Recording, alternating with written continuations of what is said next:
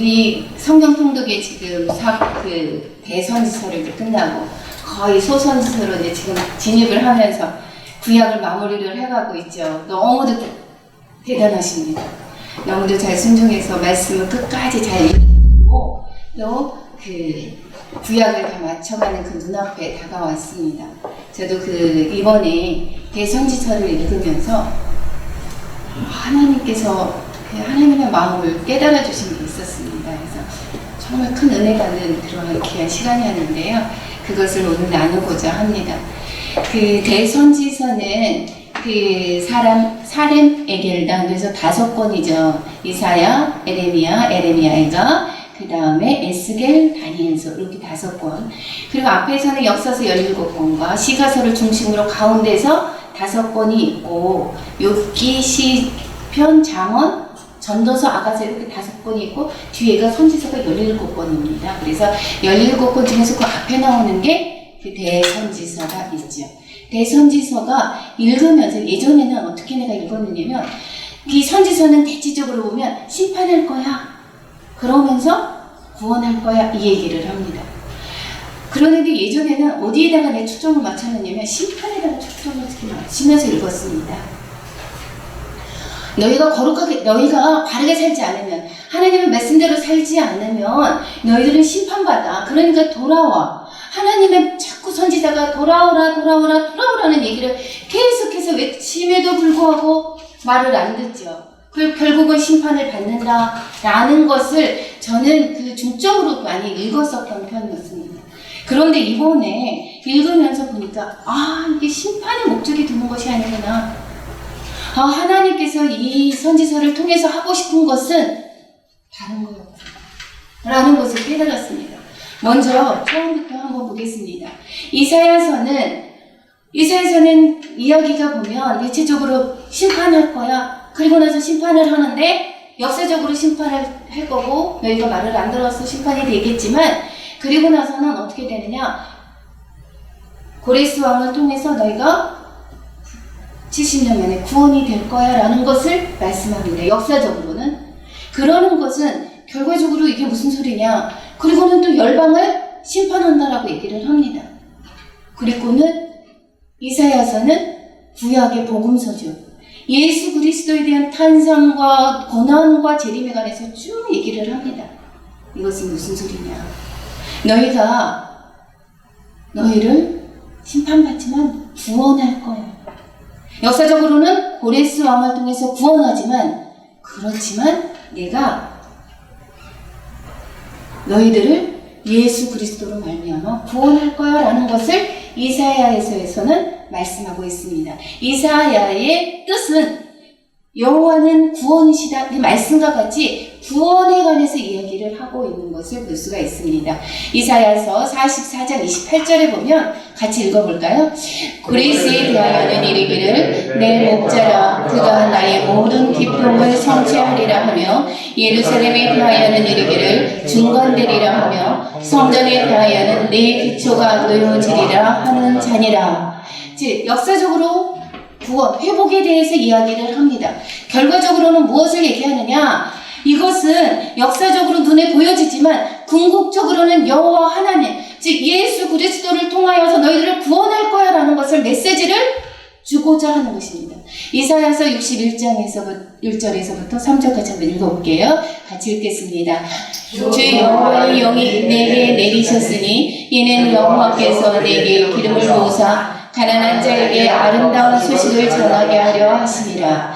나를 보내사 마음이 상한 자를 고치며 포로된 자에게 자유를, 갇힌 자에게 노임을 선포하며, 여호와의 은혜와 우리 하나님의 보복의 날을 선포하여 모든 슬픈 자를 위로하되, 무릇 시온에서 슬퍼하는 자에게 화관을 주어 그 죄를 대신하며, 기쁨의 기름으로 그 슬픔을 대신하며, 산소의 옷으로 그 근심을 대신하시고, 그들이 그 의의 나무 곧 여호와께서 심으신 그 영광을 나타낼 자라 일컬음을 받게 하려 하심이라. 너희를 구원할 거야 라는 것을, 예수 그리스도로 말미암아 구원할 거야 라는 그러한 메시지를 이사야에서는 말씀하고 있습니다. 심판의 목적이 무엇이 아니라 너희를 구원할 거야. 그 이름의 뜻대로 구원에 관해서 말씀하고 있습니다. 그럼 예레미야는 무엇을 얘기하느냐? 구원을 하는데 어떻게 구원을 할 거냐? 언약을 통해서 내가 구원을 하겠다라는 이야기를 하고 있습니다. 구원받은 백성은 하나님의 계명에 따라서 어떻게 돼요? 계명을 지키지 않으면 심판을 받게 되는 것이 당연합니다. 하나님의 언약이 심판받는 것은 그것은 하나님도 어떻게 할 수가 없죠. 왜? 이미 언약을 하나님이 제할 수가 없죠. 그래서 이스라엘 백성이 언약을 지키지 않기 때문에 멸망한다, 심판을 받을 거다. 그것을 심판하는 것은 역사적으로 이스라엘 역사상으로는 어떻게 심판을 나타내느냐, 그것은 침범을 통해서, 외부 세력의 침범을 통해서 내가 이스라엘이 망하게 되죠. 그리고 포로로 끌려갑니다. 결과적으로는 역사상의 포로 이야기는 심판을 대신을 하고 있습니다. 그래서 그들이 같이 읽겠습니다. 시작. 그들이 내 말 듣기를 거절한 자기들의 선조의 죄악으로 돌아가서 다른 신들을 따라 섬겼은즉 이스라엘 집과 유다 집이 내가 그들의 조상과 맺은 언약을 깨뜨렸더라. 조상들에게 맺은 언약을 깨뜨렸기 때문에 그 심판은 당연한 것입니다. 그래서 심판을 받는다. 그런데 심판 두개 놔두는 것이 아니라 70년이 되면 너희들을 회복할 거야 라는 것을 이사야서에서 역사적으로 그것을 예언을 하고 있죠. 한번 다시 읽겠습니다. 29장 10절입니다. 여호와께서 이와 같이 말씀하시니라. 바벨론에서 70년이 차면 내가 너희를 돌보고 나의 선한 말을 너희에게 성취하여 너희를 이곳으로 돌아오게 하리라. 하나님이 심판으로 우리가 죄 때문에 심판받을 그것을 심판을 받는데 너희들을 그런데 돌아오게 할 거야. 역사적으로 그것을 예언을 하면서 근데 너희들이 잘해서 돌아오게 하는 것이 아니야. 내가 그러는 것이 아니라 내 새 언약을 세워서 너희들을 돌아오게 할 거야. 즉 고레스 왕을 통해서 돌아오게 할 것을 역사적으로 이야기를 하죠. 예레미야서가 70년 전에 돌아오게 되는 회복의 얘기를 하는데 궁극적으로 말씀하시는 것은 무엇이냐? 우리가 죄인으로 심판받을 수밖에 없는 우리의 인생들을 누가 구원하겠다라고요? 우리의 행위로 구원받겠는 것이 아니라 우리 자체가 의로가 아니라 예수 그리스도로 말미암아 너희들을 회복하겠다라고 하는 회복의 메시지를 예레미야서에서 말씀하고 있습니다. 예레미야 29장 11절 한번 보겠습니다. 시작. 여호와의 말씀이니라. 너희를 향한 나의 생각을 내가 아나니 평안이요 재앙이 아니니라. 너희에게 미래와 희망을 주는 것이니라. 역사적으로 내가 바벨론의 포로가 됐는데 내가 그것이 내가 너희들 내 생각은 그게 아니고 평안인데 너희들에게 미래와 소망을 줄 거야. 포로에 갔는데 미래와 소망을 주겠다고 합니다. 그게 무슨 뜻입니까? 새 계명을, 새 언약을 맺어서 하나님께서 회복하겠다라고 하는 메시지를 우리 역사적으로 그렇게 보여주는 것입니다. 예레미야 31장 31절에서 32절 말씀입니다. 시작. 여호와의 말씀이니라. 보라 날이 이르리니 내가 이스라엘 집과 유다 집에 새 언약을 맺으리라. 이 언약은 내가 그들이 조상들의 손을 잡고 애굽 땅에서 인도하여던 때 맺은 것과 같지 아니할 것은 내가 그들의 남편이 되었어도 그들이 내 언약을 깨뜨렸음이라. 여호와의 말씀입니다. 모세의 언약을 너희들이 그것은 깨뜨렸다. 그거와 같지 않을 거다. 새 언약을 맺겠다 얘기를 합니다. 같이 또 보겠습니다. 그러나 그날 후에 내가 이스라엘 집과 맺을 언약은 이러하니 곧 내가 나의 법을 그들의 속에 두며 그들의 마음에 기록하여 나는 그들의 하나님이 되고 그들은 내 백성이 될 것이라. 여호와의 말씀이니라. 참 놀랍지 않습니까? 나의 영을 너희 속에 두어 아니고 예수 그리스도가 우리가 내 마음에 들어와서 우리가 예수로 말미암아 구원받게 하신다라고 말한 것을 우리가 예레미야에서 말씀하고 있습니다. 34절도 보겠습니다. 시작. 그들이 다시는 각기 이웃과 형제를 가리켜 이르기를 너는 여호와를 알라 하지 아니하리니 이는 작은 자로부터 큰 자까지 다 나를 알기 때문이라. 내가 그들의 악행을 사하고 다시는 그 죄를 기억하지 아니하리라. 여호와의 말씀이니라. 너희들이 잘해서가 아니라 이제는 그 새 언약을 통해서 너희들이 구원받을 것인데 내가 그들의 악행을 사하겠고 다시는 그 죄를 기억하지 않겠다 얘기를 하십니다. 예레미야에서는 우리가 지금 죄 때문에 심판받을 인생인데 그것이 역사적으로는 70년 만에 돌아오는 회복을 통해서 우리를 회복한 것을 암시를 하는데 그것은 영원한 회복이라고 하는 것은 예수 그리스도로 말미암아 완전한 우리를 구원하실 것을 말씀하고 있습니다. 그것은 우리의 의로가 우리의 행위로가 아니죠. 에베소서 2장 8절을 같이 보겠습니다. 너희는 그 은혜에 대하여 믿음으로 말미암아 구원을 받았으니 이것은 너희에게서 나온 것이 아니요 하나님의 선물이라. 다시요 또 29절 행위에서 나온 것이 아니니 이는 누구든지 자랑하는 생각을 하느니라. 예레미야에서는 우리의 죄 때문에 우리가 심판을 받을 수밖에 없지만 궁극적으로는 너희들을 회복할 것을 구원할 것을 하나님께서 말씀하고 있습니다. 심판은 우리의 죄 때문에 주님께서 한번 모세와 맺은 언약은 그것을 폐할 수는 없죠. 그것에 대한 가난한 결과고 우리의 죄 때문에 완전하게 죽을 몸, 즉 그것은 에스겔에서 이야기하고 있죠. 완전히 우리가 말라 죽은 마른 뼈와 같은 우리의 인생을 우리를 다시 살을 붙이고 또 큰 군대로 새롭게 하겠다라는 것입니다. 이것을 에레미야에서는 이야기해주고 있습니다. 그러면 에레미야 애가에서는 무엇을 이야기하느냐? 에레미야 애가에서는 그러면 너희들을 구원할 거야. 에레미야에서는 언약으로 새 언약으로 너희들을 구원할 거야. 언약을 통해서 구원할 거야. 에레미야 애가에서는 내 마음을 하나님의 마음을 이야기하고 있습니다. 하나님의 마음 에레미야 애가 3장 33절입니다. 시작. 주께서 인생으로 고생하게 하시며 근심하게 하시는 본심이 아니시로다.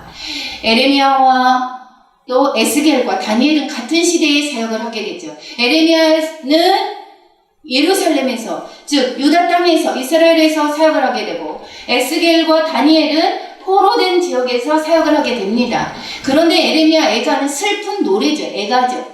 그런데 이것은 이스라엘이 다 망하고 나서 슬퍼하는 그 이스라엘의 상황을 보고 에레미야가 애가를 짓습니다. 그런데 거기에 이게 보통 히브리어 알파벳 22장을 쭉 나열해서 쓴 거예요. 그래서 애가는 1장도 22절, 2장도 22절. 그런데 3장은 3번을 반복을 합니다. 그래서 66절까지인데 그 중간에 맨 가운데에 3장 33절에 하나님의 마음이 거기에 있습니다. 시작.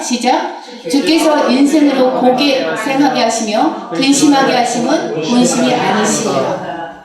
2번 읽어도 3번 읽어도 여러분 고생하십니까? 힘듭니까? 하나님의 마음은 그것이 너희들이 고생하게 하는 것이 아니야.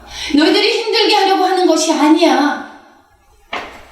내 마음은 너희들을 그렇게 아프게 하려고 하는 것이 아니야. 이것을 보면서 제가 예전의 기억이 났습니다. 목사님이 구속되시고 애들이 정말 갈 곳이 없어요. 정말 갈 곳이 없어요. 집까지 완전히 다 쓸어갔는데 집을 갈 집이 없는 거예요. 그랬을 때 청계산 기도원에 가서 기도를 하는데 그때 내가 하나님을 정말 만나지를 못했었을 거예요. 그때 막 만나서 기도를 하는데 하나님이 저를 보면서 너무 마음이 아파하시는 거예요. 그 찢어지는 마음, 내가 자녀를 보면서 찢어지는 그 마음이 하나님이 저를 보면서 그 마음을 갖고 계시더라고요. 너무 울었어요. 하나님이 내가 지금 고통당하는 것을 보는 그 하나님이 얼마나 마음 아파하시는지를 그때 알았어요. 그것을 해결해 주실 분은 충분히 있으심에도 불구하고 하나님이 나를 변화시키기 위한 그 과정인 것을 하나님이 지켜봐야만 하는 그 마음인 것을 그때 알았어요. 그냥 알았어요. 그냥 하나님이 내가 자녀 애들이 갈 곳이 없는데 애들하고 어디를 가지? 남한테 고아원에 갖다 주는 것이 이게 남의 일이 아니구나 이랬는데 하나님이 우리의 마음, 우리를 바라보는 마음, 너무 고통스럽고 힘들어하는 그 마음을 하나님께서 바라는 것이 아니라 너희가 그렇게 잘못을 했으니까 고생받는 것 당연해 이러시는 것이에요. 잘못은 우리가 해서 우리가 받을 것을 당연히 받는 것이지만 하나님의 그 부모가 자녀의 고통스러운 모습을 보면 그 마음이 찢어지는 마음같이 하나님의 그 본심의 마음은 우리를 고생하게 하시며 근심하게 하는 것이 아닙니다. 여러분이 아프게 하는 것이 아닙니다. 하나님의 그 마음은 그럼 어떻게 하는 것이냐? 예수 그리스도를 통해서 구원하는 것입니다. 쉽게 얘기하면 그러면 하나님의 마음으로 그럼 너희들은 어떻게 하려고 그래? 하나님의 마음은 너희들이 그렇게 고생하고 그렇게 통해서 예수님 구원을 해가지고 어떻게 살게 하려냐면 너희들을 거룩하게 살게 하려고 해요. 그것을 에스겔에서 말해주고 있습니다. 에스겔에서는 성전을 통해서 얘기를 하고 있어요. 성전을 통해서 이야기를 하는데 그 성전은 무엇이 성전이라고 하죠? 하나님이 거하시는 곳이 성전이죠. 하나님이 거하시는 곳인데 그 이스라엘의 마지막 때의 성전의 모습을 8장에서 보여주고 있습니다. 제단문 어기 북쪽에 그 질투 우상이 있고 강한 건축과 가증한 짐승과 이스라엘 족속의 모든 우상을 그 사방 벽에 그렸고 또 담무스라고 해서 또 동쪽 태양에 절하고 있고 그러한 성전에서의 그 우상의 모습을 에스겔이 지금 바벨론에서 딱 잡아서 이 예루살렘의 성전의 모습에까지 딱 갖다가 놓고 보여줍니다. 그 안에 하나님이 그러면서 뭐라고 하십니까? 이 상황을 보면서 뭐라고 얘기를 하느냐면 내가 더러워서 떠나겠다 한마디로 그렇게 말씀하십니다. 에스겔서 8장 6절을 함께 보겠습니다. 시작. 그가 또 내게 이르시되 인자야 이스라엘 족속이 행하는 일을 보느냐 그들이 여기에서 크게 가증한 일을 행하여 나로 내 성소를 멀리 떠나게 하느니라. 너는 다시 다른 큰 가증한 일을 보리라 하시더라. 한마디로 더러워서 못 살겠다라고 떠나겠다라고 하는 것입니다. 우리가 교회가 아무리 커도 주님이 거기에 계시지 않습니다. 그러면 그것이 성전입니까? 성전의 역할을 담당하는 거죠. 그것은 큰 건물일 수밖에 없죠. 우리가 신약에서 왔을 때 우리는 한 사람 한 사람 성전이라고 이야기합니다. 왜 그렇죠? 예수 그리스도를 믿음으로 말미암아 그 안에 예수 그리스도 임마누엘 하신 주님께서 내 안에 계시고 믿는 자들에게 그 마음 안에 다 계시기 때문에 그렇기 때문에 예수님이 거하시는 그 몸 자체가 한 사람 한 사람이 성전인 것이죠. 그래서 성전이라고 얘기합니다. 근데 그 성전에 너무도 더러워서 내가 못 있겠다 나가겠다 거룩을 잃어버린 것이죠. 그리고는 예루살렘 성전, 그 의리하게 지었던 그 성전을 떠나서 아직 예루살렘 성전이 무너지지 않았지만 즉 성전이면서도 진정한 성전이 안 된 것이죠. 그리고는 11장 16절에서 하나님께서는 이렇게 말씀하십니다. 시작. 그런즉 너는 말하기를 주 여호와의 말씀에 내가 비록 그들을 멀리 이방 가운데로 쫓아내어 여러 나라에 흩었으나 그들이 도달한 나라에서 내가 잠깐 그들에게 성소가 되리라 하셨다 하고 쫓아간 내 나라에 가서 바벨론에 가서 그들에게 성소가 되리라. 여기에서는 건물 성전을 벌써 얘기를 하지 않죠. 바벨론에 가서 그들의 안에 가서 성소가 되겠다. 이렇게 얘기를 하십니다. 그래서 예루살렘 성전에 하나님께서 거하시는 성전이 아니고 바벨론으로 옮겨가시는 것을 볼 수가 있습니다. 우리 고린도전서 3장 16절에서도 이거 암송하라고 그랬죠. 같이 읽겠습니다. 너희는 너희가 하나님의 성전인 것과 하나님의 성령이 너희 안에 계시는 것을 알지 못하느냐. 내 안에 하나님께서 계시는 내 안에 성전입니다. 아무리 교회가 크고 사람이 많이 왔습니다. 거기에 하나님께서 계시지 않는다면 그것은 결코 성전이 될 수가 없습니다. 이 작은 교회도 주님으로 채워지고 성령의 임재함이 가득한 이곳은 라면 하나님 바라시는 성전이 되겠죠.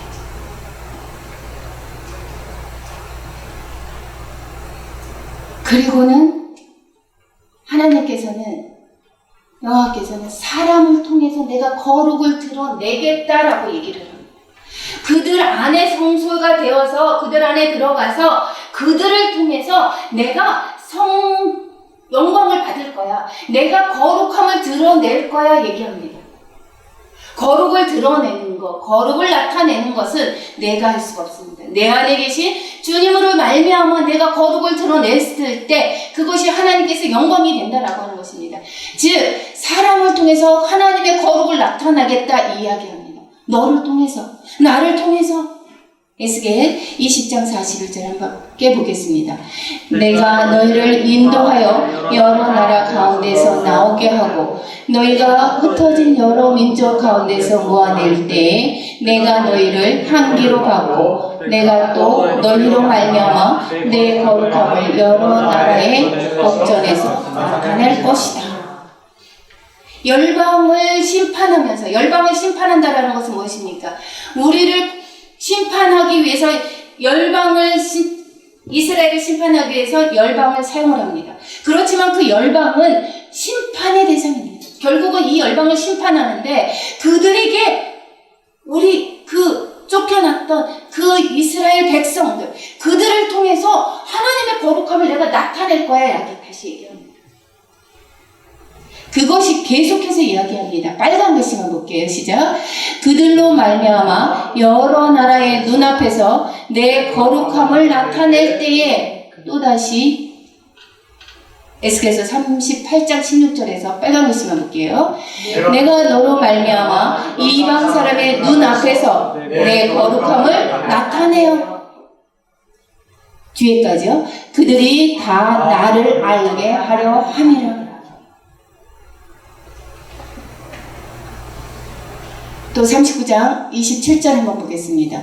내가 그들을 만민 중에서 돌아오게 하고 적국 중에서 모아 내어 많은 민족이 보는 데에서 그들로 말미암아 나의 거룩함을 나타낼 때라. 사람을 통해서 하나님의 거룩을 나타내겠다라고 하는 것입니다. 그러면 결국은 무슨 소리입니까? 나를 통해서 하나님의 거룩을 나타낸다라고 하는 것은 내가 거룩을 나타내는 삶을 살아야 된다라는 것이죠. 에스겔서에서는 왜 너희들이 이사야서에서 다시 구원할 거야. 새 언약으로 에레미야에서 그걸 말씀합니다. 에레미야에게서 하나님의 마음인 너희들이 고통 중에 있는 것이 아니야. 그런데 내가 너희들을 거룩하게 살게 하기 위해서 그러는 거야. 이런 이야기를 하는 거죠. 그리고는 다니엘에서는 무엇을 이야기하느냐.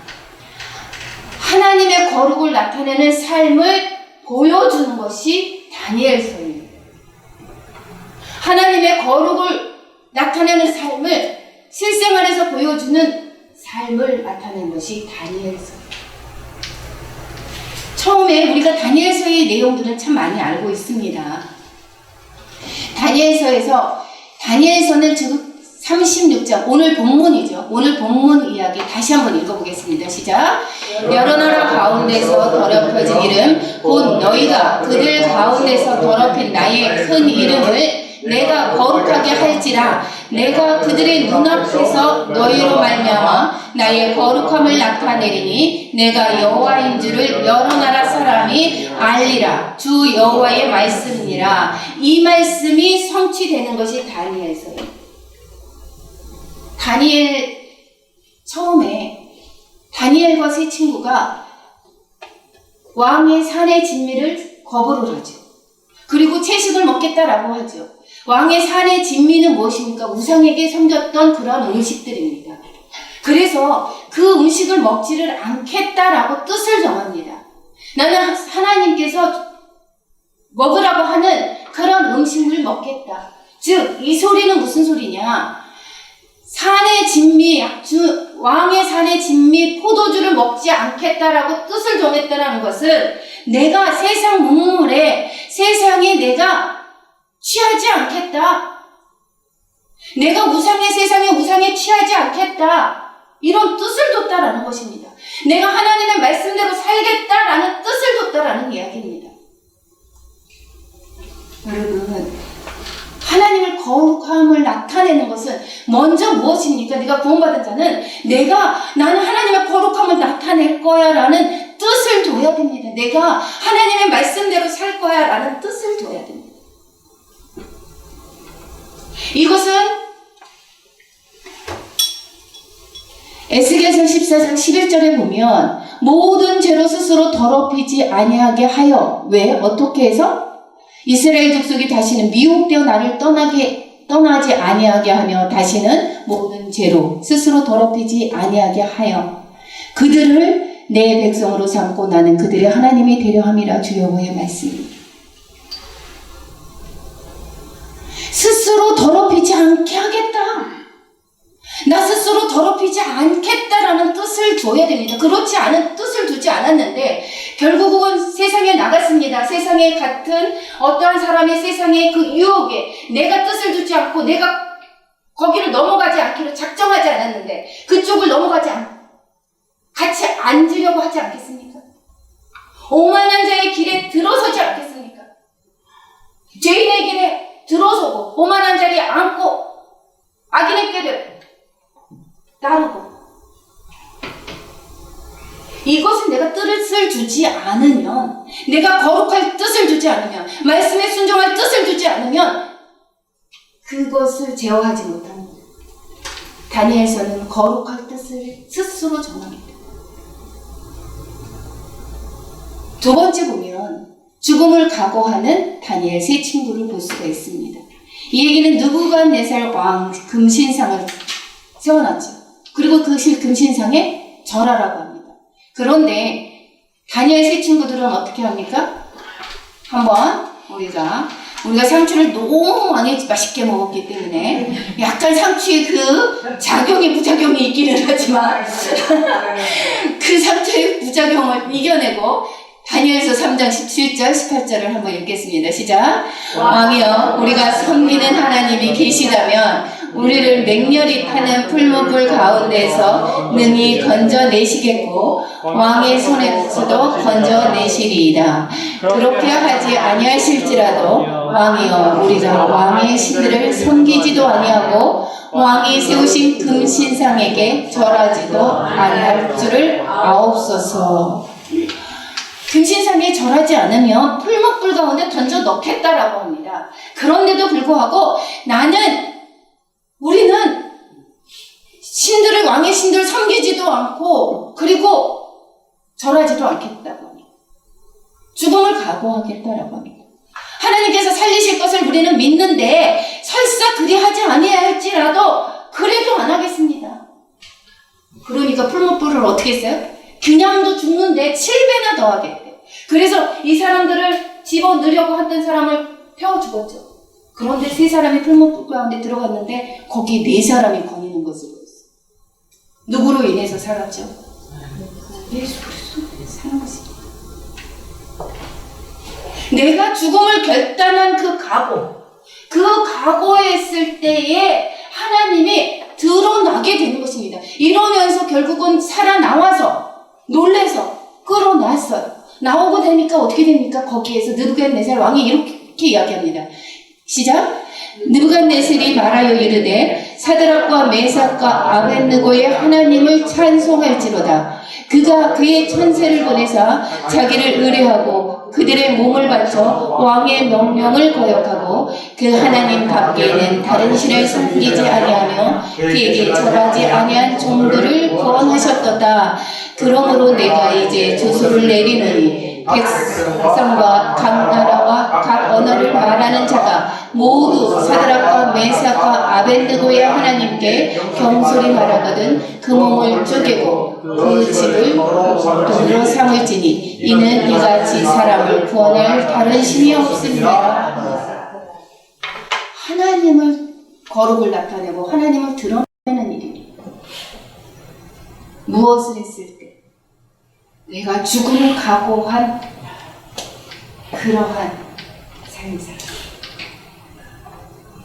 믿음의 자녀들이 하나님을 드러내는 것이 내가 세상 사람들과 같이 구별되지 못하는 삶을 살았을 때는 하나님을 드러낼 수가 없습니다. 하나님을 찬양을 할 수도 없습니다. 하나님의 영광을 드러낼 수가 없습니다.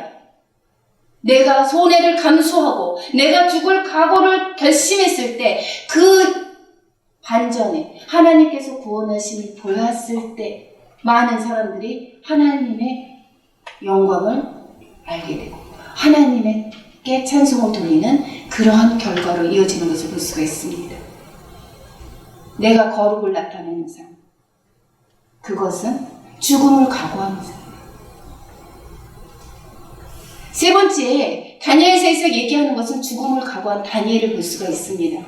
6장에서 봤을 때 다니엘이 그들이 또 30일 동안 왕에게 절하라고 얘기했는데 그것을 거절하죠. 그래서 그러면 그 총리들의 그 모함을 받고 시기 질투한 그 모함을 받고 그렇게 얘기를 했는데 조서를 꾸몄기 때문에 금령을 내렸기 때문에 왕에게 절하지 않을 때 어떻게 한다고 했습니까? 사자굴에 넣는다고 했죠. 절하지. 그런 것을 알면서도 절하지 않죠. 그리고 결국은 사자굴에 던져집니다. 그랬을 때 한번 6장 23절 한번 읽어보겠습니다. 시작. 왕이 심히 기뻐 명하여 다니엘을 굴에서 올리라 하매 그들이 다니엘을 굴에서 올린즉 그의 몸이 조금도 상하지 아니하였으니 이는 그가 자기의 하나님을 믿음이었더라. 26장 보겠습니다. 내가 이 시제 조서를 내리노라. 내 나라 관할 아래에 있는 사람들은 다 다니엘의 하나님 앞에서 떨며 두려워할지니 그는 살아계시는 하나님이시요 영원히 변하지 않으실 하나님이시며 그의 나라는 멸망하지 아니할 것이요 그의 권세는 무할 것이며. 죽음을 각오하고 불못불에 죽음을 각오하고 사자굴에 던져지는 것을 마다하지 않았을 때 하나님께서 영광 받으시고 하나님의 거룩을 드러냈던 그러한 삶을 볼 수가 있습니다. 우리가 죽음을 각오하고 하나님을 따랐을 때 하나님의 명령에 순종했을 때 그랬을 때 거룩이 드러나고 하나님께서는 영광을 받으시게 되는 것입니다. 모든 곳곳에 하나님을 찬송하게 되는 그러한 결과를 이루어지는 것을 볼 수가 있습니다. 이 세상이 어떻습니까? 사자굴과 같은 그러한 우상에 득실거리는 그러한 세상, 사자굴과 같은 그러한 언제 삼킬질지 모르는 그러한 세상, 또 풀무불에 타서 죽을지 모르는 그러한 세상 가운데 우리가 던져져 있습니다. 그러한 세상의 포로의 상태에서 우리가 놓여져 있습니다. 우리를 지키는 일은 무엇입니까? 하나님의 말씀대로 우리가 살 뜻을 순종한 뜻을 우리가 마음으로 다져야 합니다. 뜻을 정한 뒤에 하나님의 거룩을 나타내는 것은 내가 죽음을 각오하면서 하나님의 말씀에 순종해야 되는 것을 우리가 말씀을 통해서 볼 수가 있습니다. 하나님은 죽음에서 건지십니다. 그럴 때 하나님의 영광을 드러내고 하나님께서 높임을 받으실 수가 있습니다. 우리가 거룩해야 되는 이유는 무엇입니까? 하나님이 여기 안에 계셔요. 그 하나님이 예수 그리스도가 거룩하십니다. 그 거룩이 우리를 통해서 당연히 나타나야 돼요. 예수 그리스도가 거룩하기 때문에 우리가 나타내야 되는 거고, 우리의 성전의 삶이 당연히 거룩해야 되는 것입니다. 그리고 우리가 거룩해야만 하나님께서 영광 받으시는 줄 믿습니다. 네. 기도하겠습니다. 하나님 감사합니다. 맞습니다. 우리는 성전이라고 하면서도 하나님의